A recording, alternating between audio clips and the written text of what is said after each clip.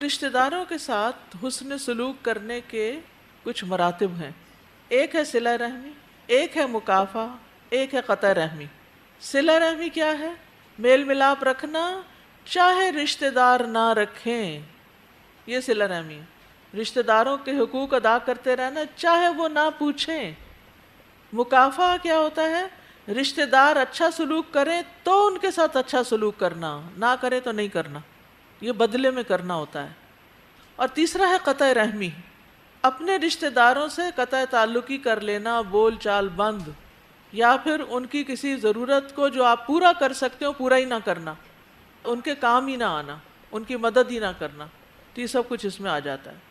اور یہ آخری مرتبہ بدترین مرتبہ ہے، ایسا کرنے والے پہ اللہ تعالیٰ لعنت بھیجتے ہیں۔ اولئک لہم اللعنۃ ولہم سوء الدار۔ تو صلہ رحمی کا مطلوبہ معیار کیا ہے؟ جو نبی صلی اللہ علیہ وسلم نے بتایا ہے کہ کسی کام کا بدلہ دینا صلہ رحمی نہیں۔ مثلا انہوں نے کھانے پہ بلایا، آپ نے بھی بلا لیا، یہ صلہ رحمی نہیں۔ صلہ رحمی یہ ہے کہ جب اس سے رشتہ داری توڑی جائے تو اسے ملایا جائے، یعنی رشتہ توڑنے والوں سے رشتہ ملائے، یعنی جو آپ سے نہ ملے آپ اس سے ملنے چلے جائیں، جو آپ کو نہ دے آپ اس کو دیں، جو آپ کے ساتھ بد اخلاقی برتے آپ اس کے ساتھ اچھا سلوک کریں۔ ہمیں کیا حکم ہے کہ رشتہ داروں کی طرف سے اگر رشتہ کاٹے بھی تو بھی آپ ان کے ساتھ صلہ رحمی کرتے رہیں۔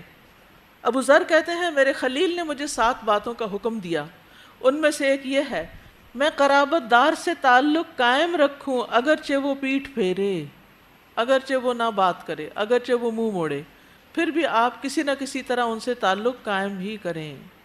نبی صلی اللہ علیہ وسلم نے فرمایا اتقوا اللہ وصلوا ارحامکم، اللہ کا تقوی اختیار کرو اور صلہ رحمی کرو، کیونکہ یہ جنت میں داخلے کا ذریعہ ہے۔ ہم سب جنت میں جانے کے طلبگار ہیں۔ تو وہ کسی نے پوچھا تھا نا کہ کون سی نیکی جنت میں لے جائے گی، تو صلہ رحمی جنت میں لے جانے والے کاموں میں سے ہے۔ صلہ رحمی کرنے والے کو اللہ کی مدد حاصل ہوتی ہے۔ کس کس کو چاہیے اللہ کی مدد؟ سب کو چاہیے۔ تو جو صلہ رحمی کرے گا اس کو اللہ کی مدد ملے گی، اس کے کام آسان ہو جائیں گے۔ ایک آدمی رسول اللہ صلی اللہ علیہ وسلم کی خدمت میں حاضر ہوا، عرض کیا اللہ کے رسول میرے چند ایک رشتہ دار ہیں، میں ان سے صلہ رحمی کرتا ہوں لیکن وہ اس رشتے کو توڑنے کی کوشش کرتے ہیں، میں ان کے ساتھ حسن سلوک سے پیش آتا ہوں لیکن وہ اس کا بدتمیزی کے ساتھ بدلہ دیتے ہیں، میں ان کی زیادتی کو ٹھنڈے دل سے برداشت کرتا ہوں لیکن وہ میرے ساتھ بدسلوکی کا مظاہرہ کرتے ہیں۔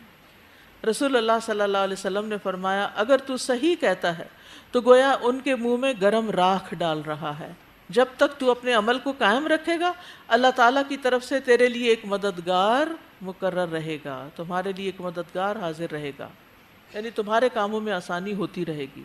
تو صلہ رحمی کس کا حکم ہے؟ اللہ کا حکم ہے، رسول اللہ صلی اللہ علیہ وسلم نے اس کی تاکید کی ہے، ایمان لانے کے بعد اللہ تعالیٰ کا محبوب عمل ہے۔ خثعم قبیلہ کے ایک آدمی سے روایت ہے، وہ کہتے ہیں کہ میں نبی صلی اللہ علیہ وسلم کے پاس آیا، آپ اپنے صحابہ کے پاس بیٹھے تھے، میں نے کہا آپ ہیں وہ جو یقین رکھتے ہیں کہ آپ اللہ کے رسول ہیں؟ آپ نے فرمایا ہاں۔ میں نے کہا اللہ کے رسول کون سے اعمال اللہ کو زیادہ محبوب ہیں؟ آپ نے فرمایا اللہ پر ایمان۔ کہتے ہیں میں نے کہا اللہ کے رسول پھر کون سا عمل زیادہ پیارا ہے؟ آپ نے فرمایا صلہ رحمی۔ میں نے کہا اللہ کے رسول پھر کون سا عمل؟ فرمایا نیکی کا حکم دینا اور برائی سے روکنا۔ میں نے کہا اللہ کے رسول کون سے اعمال اللہ کو سب سے زیادہ ناپسند ہے؟ فرمایا اللہ کے ساتھ شرک کرنا۔ میں نے کہا پھر کون سا عمل؟ فرمایا قطع رحمی کرنا۔ میں نے کہا اللہ کے رسول پھر کون سا عمل؟ فرمایا برائی کا حکم دینا اور نیکی سے روکنا، یعنی نیکی سے روکنا جو ہے یہ ایک بہت ہی برا عمل ہے۔ انس رضی اللہ عنہ سے مروی ہے کہ نبی صلی اللہ علیہ وسلم نے اپنی بیماری کے ایام میں کہا تمہارے رشتہ دار یعنی رحم کے رشتوں کو توڑنے سے بچو، رحم کے رشتوں کو توڑنے سے بچو۔ استاذہ اللہ سبحانہ وتعالیٰ نے جو ہمیں یہ خاندان اور صلہ رحمی کے اندر باندھ دیا ہے نا، یہ بہت بڑا اللہ کا احسان ہے، ورنہ جس طرح بہت سارے لوگوں کے ساتھ آپ کے تعلقات ہوتے ہیں تو وقت کے ساتھ ساتھ وہ ختم ہو جاتے ہیں اور سال سال تک آپ کے رابطے نہیں رہتے، پھر آپ کہتے ہیں اچھا اتنے عرصے بعد دیکھا ہے۔ اگر رشتہ داروں کے ساتھ بھی یہ ہو جائے تو پھر انسان کا کیا بنے، وہ تو بالکل اکیلا رہ جائے۔